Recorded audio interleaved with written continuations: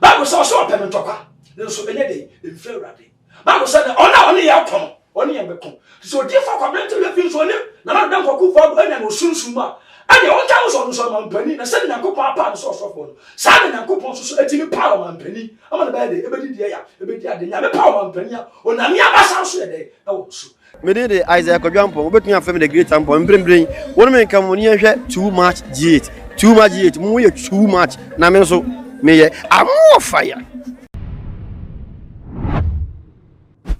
Mima Obibia Aquaba Stronko de Batuma G8 anything so muni aba musun for Mexico and I'm again someone additrine e wo man mu e ba be so mu eye na saying temi na wa asakwa election year there prophecies no ba na e ba na so ye kase ni abepie mu kra de sin prophecies na yeni etuem na no ama biblo na make comments e be ya eye asofo omo Ghana ha de say government strategy on tax if we say access say ni de omo kasa too much we sorry no abema prophecy eye MPP na ye NDC aside that no eye odifo kwabinateria so ne nsem bi odi ababetu dwakra ne mankrofo cheche omadwensa na eye ne nsem odi betu dwane say ye emri bi ana etwem ye president awosisu eye nanado dankwa ekufu ado ne ho ba se ma spiritual hostage bibe mu as spiritual no na che so da bondage mu na wo be pie na so ye e ma che se otimi free no free yes spiritual hostage na aside that no film retinting na odi sa jumama ye president na I say dani da wo friend na ne calls won pick and aside that no once the crown no wo man bida na eno na ejinja no na odi abetu dwa say there bio say ekoba say na nado am picking a calls from a year dana wakasa na etie for ne ahwe for me ma Obibia akwa ababiem de befide kase so na mensem wo ekoso a eja bebradu nchirenti matumi sa afa yen ya pastor obri ye bo a oda covenant prayer chapel no so mbeka ye ho na ye person metie for mo ni NDH Pastor Richard ma wakaba bejo santimesi na efie te sen asafo no safo ni eboko efie susu de asubie ko ye de radias na eni brab say your president be free mu and say election me no cross to me say ye eni break ase pa Ghana for ye ni abre na wo hwe ensem yi a ye odifo kwabinate wi ade abetu dwaya ba de nchire wo ho nesen atimasi me da se bebre ye kwa ye chair director abi obi anya mishira no afi ye cameraman so ejamliku na mishira no omuni wa yeso ni mishira no atimasi ye nto ansem no so hwe odifo kwabinate wi a oyi na me sofo na kame de minimisa onankopon sofo de oname afa oso eye dwuma bi ema party bi oman members a ehya yasira nka ye dwuma a ye no eno no yesu ka kire ye nse me soma mo kwa ma mo mfa sika boto ye de ma mo kwa mo soso mo mfa ema kwa enche mo bebre wo saasem no na enya wo sofo na bedumre bi no obeka se waye dwumadie ade ama party bi waye dwumadie ade ama nana adodanko akufu ado ene new patriotic party NPP ana o man fa ho aseda ama o man ma even one Ghana cedi mpo nti se wan kai na wa me yamamra won hwe ya election kra ento osofo sabi tafrache osofo e kasasa once edin sofo no down so no nko ade unu kwan se empo wo de intimidation and abe post threatening e de akọ o ma mpani a wote edwa so na chena bi ono ne the first gentleman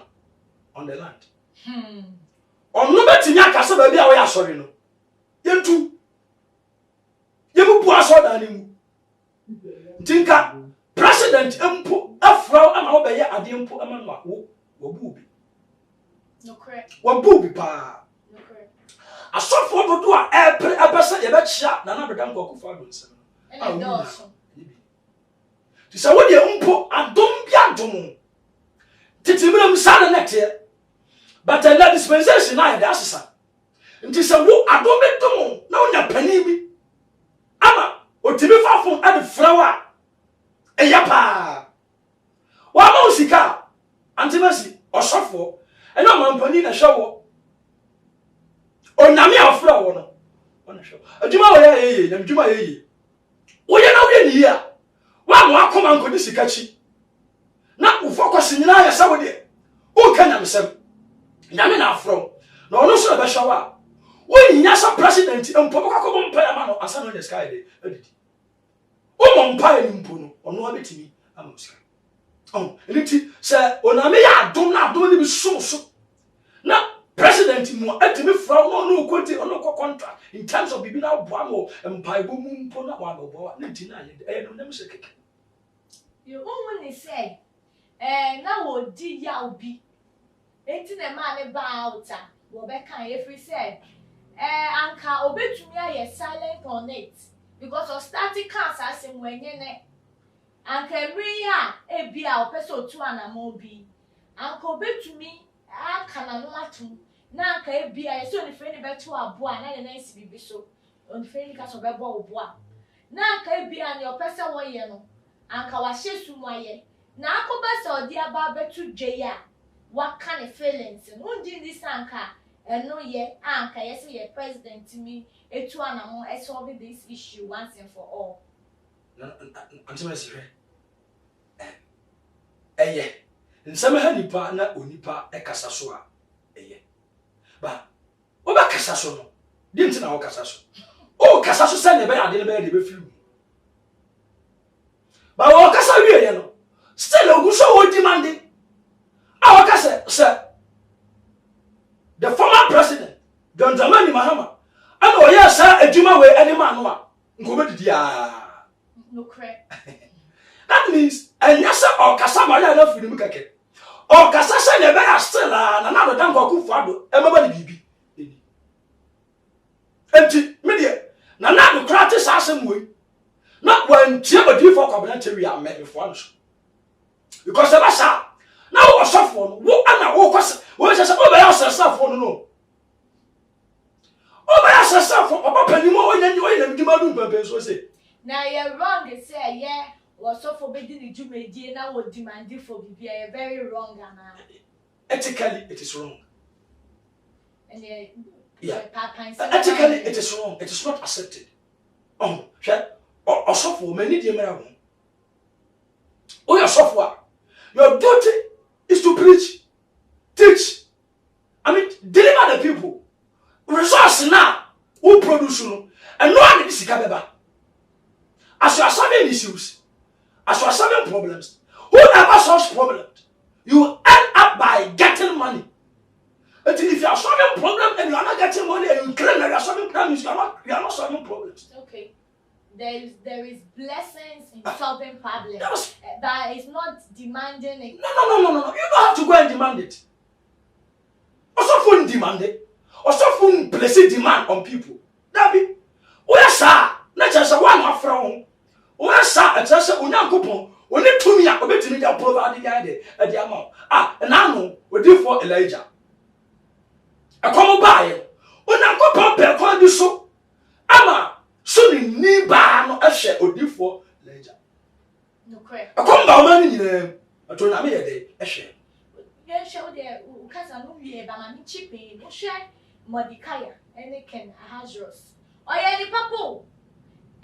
When demanding for anything, but every big buyer or one king no tenacity, a dream who and I'm a dream who said there be me book munkofu where said me kai wom 18 car won jin this and kai papa what to nebo and not two na dream man can really be my year president or was so able to me a kind na stop pepe and yes I'm back to the right Mephibosheth.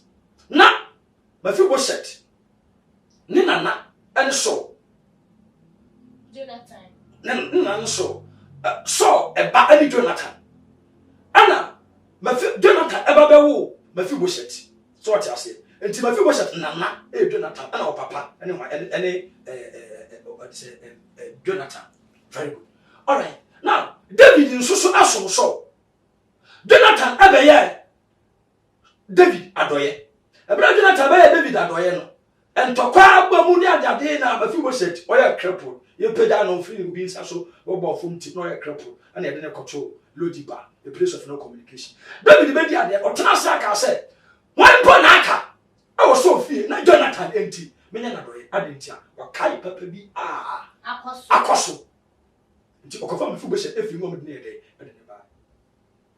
My football said, I want one father who amo, sir, or papa, and now on an eye or enemy or dear. Obedi ade e wo Jerusalem ay for David wan kofa bi toton sansa be bom se hu David no boa no because I am papa be na mumu David ne tewa no kai se ebradu se wo se papaya so papaya Jonathan eya me a wo free so ase nti obi aka a wo se be kofa no be na doye no to me o tonsa ama ye ko frɛ mafi wo se efi Lodiba de ye de ene ne ba no ba wo de ya abenya de ya ahimfi no ne to tonsa and on Sassi, I'm on an apecuna, or the day, or the man servants, a man, among man on Pronconia and near Messica, you did on the day, on the man, or say, one cosset.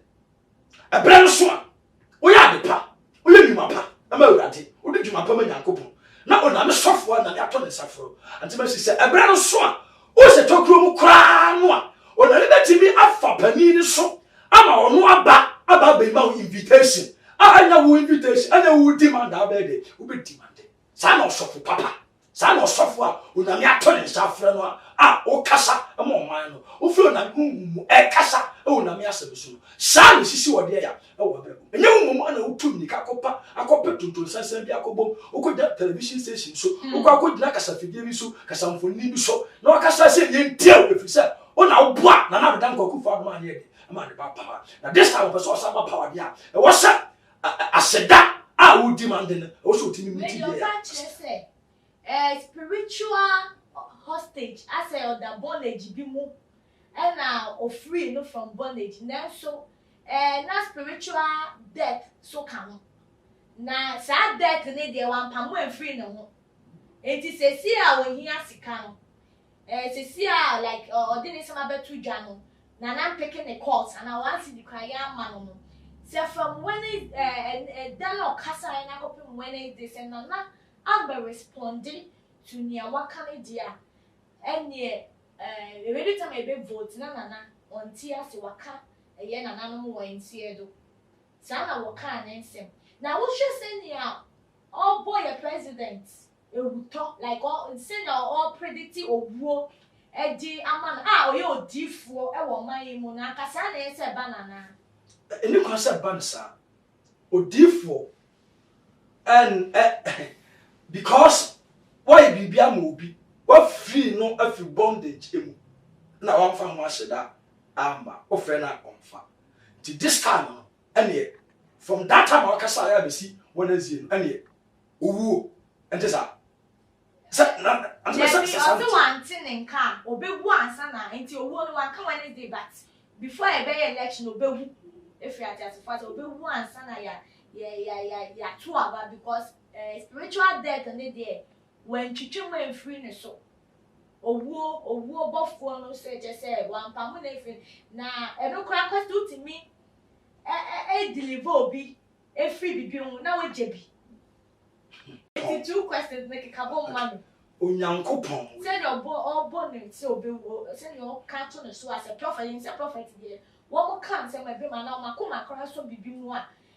So free ya me cry to me. Ebem or free ya me so a wow say it to me a day ebem because when you obey and I so free ya me so na say or dream born so a born to me a day. Ebem now was soft one impon prophet. I want my who can't say out to a Ghana and president so. Now, friend, so a couple says spiritual, you know, or clay be jabby. Not just a war clay before a purpose, and I said, 2 in 1. No, only part to me, bear only power. Bible says, so when I am from Fuso Amawa, Untimina Hoshe. What is there, and I will kill you. Never Debbie. Now, one point alone said to me, I will bet in Nakasa walk Lebi, no Debbie. And you now go pompe. I don't therefore come and soon say. No, couldn't suffer all my Ghana. Ah, or my servant there, excellency. Now, don't go for them. Enti. Nana don't go for or therefore come and with all due respect. Dear Wakelano, what is so a cloud on your uncle? Now, dear was so a jam. Young Stratic as a few years. I Cassax and I told challenge the Yaman said. Some who I will say a hundred and not too soon. Yes, you deem yet. Amen. And yet, you ma. Amen. Namia Cassa, no Cassa.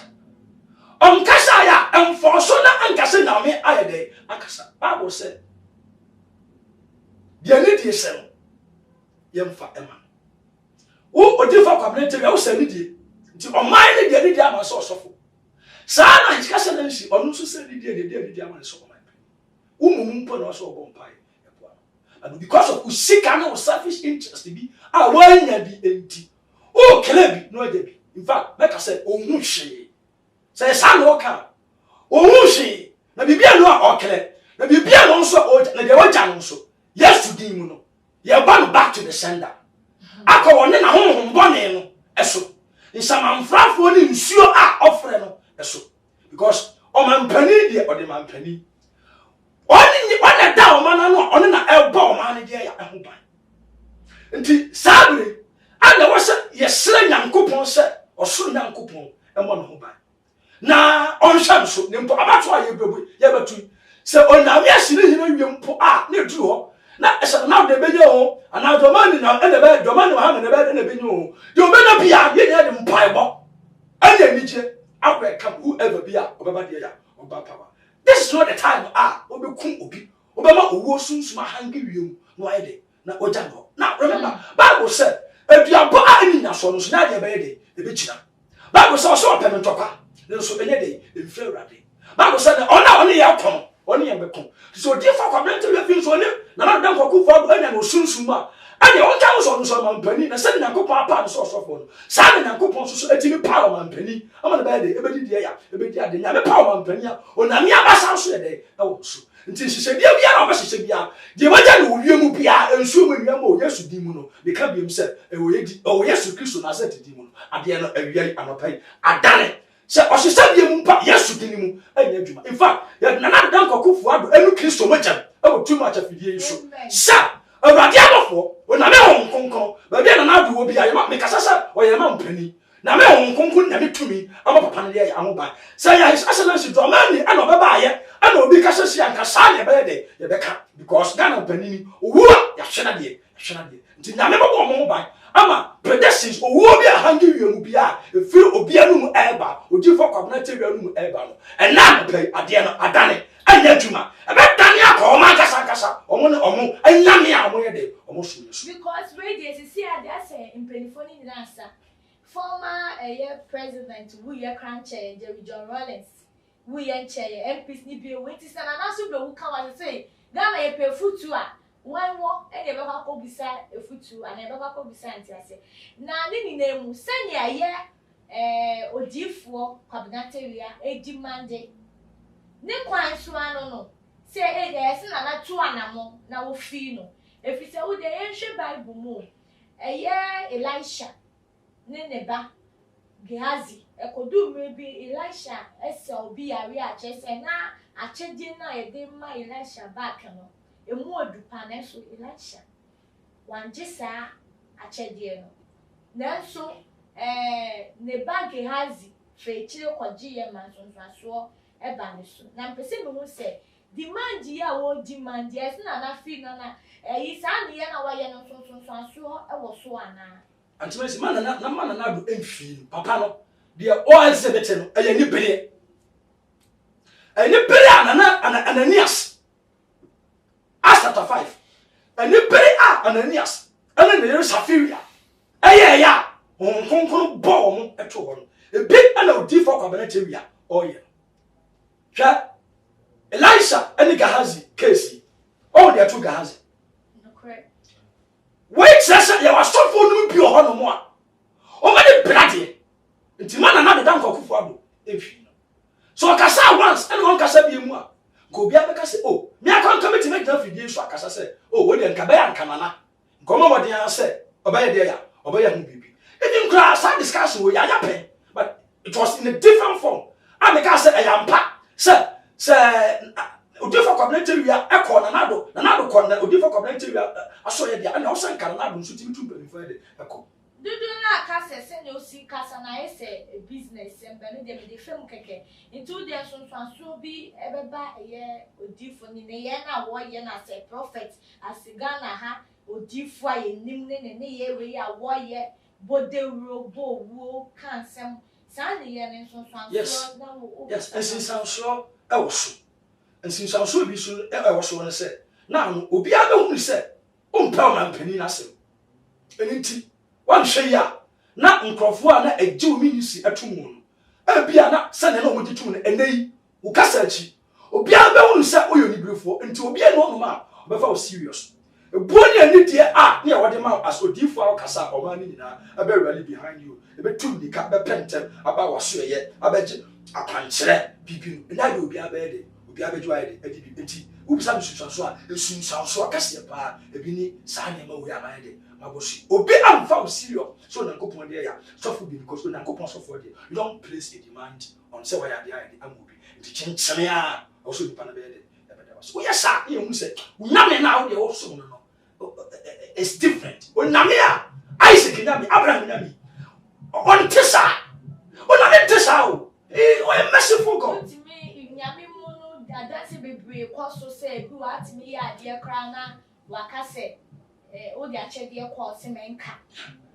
Yesu Kristo sa be say ko ne ko mo asofo wankasa omunko no mfa achede no emre onu Yesu but also ko mo asofo ebi wa so ko emo obi a mu se na be ye de sa wa yawe otimase nti no nyame nyesa empresi ediman chinchina stretch say wa me damase a mekum wa me damase a wo ha no me twa ebi ade ebi aka wo twa me ebi aka na we na go asofo ye mre ne ko nti wo de fa last final words etu drama ye final words e koma ye president awot so ene asofo ne mu bi ne omune ya wo mo ye bede futuo ebema na nado danko akufu ado se on certain onya gidie na onya reshimu na asofo bebre e bompaye man se omanpani ya mompaye e man se ne party na ewini na o ye bompaye man se oname ma na hode a de oname ayi ni se oye omanpani no 2020 election na 2022 e ko be di ade no e bobo mpa se oname no ano enyi sa onipa no na onfa no emra power de twato asofo a ename ene ye ekasa efa aman ho aman panimfo ho ye srabo se oname fa so ye bibia hwe nyame a fa so ye bibi na emu enhira eni mo aseda eni mo ani nyame no efi onankopon enche ene ba ma osofo bi anya bibi se wono na wo ahoden a wode age onipa bi asi wo enti wo sa chinchira onipa no mbra no beda na se obeda wase afa obeda wase no so ohun se aseda kase na onyankopon no se de ma bible se de ma akwa yemfa so de yemfa makwa pacho fa number etu dwa fa man pacho so obi pese ofre na ye bon ye ne bom pae ye tunufo a wa kanchire bi mu a obetuma fa number we no afre 0246 42 63 75 0246 42 63 75. It's here for any ashe for any Pastor Richard Obriye boa and I chicken common now she na safo needing the Covenant Prayer Chapel. Na discussion ya of course me did this wafa wudi mu adwen kire so mu be hia pa bon modern jawa drink chere eto your comment section wo fama ya fe bon modern subscribe say na be ya too much if they can say dwumedie bia ebedi e live screening che say dwumedie bia ebedi e de to mu awon so wonsa ebetumi akebe no etumi a chere wadwe na afe wo share na wo like the promote too much GH na enen so muni aba mosomfo Mexican am think it am be so aha and I'm the movie see that's name fit any asese ni din and your friend say mechanic na prophet kumichacha ma sesa me YouTube no ba bia me hwe bia ma change afro and ma ba too much GH hwe na prophet kumichacha me so me hwe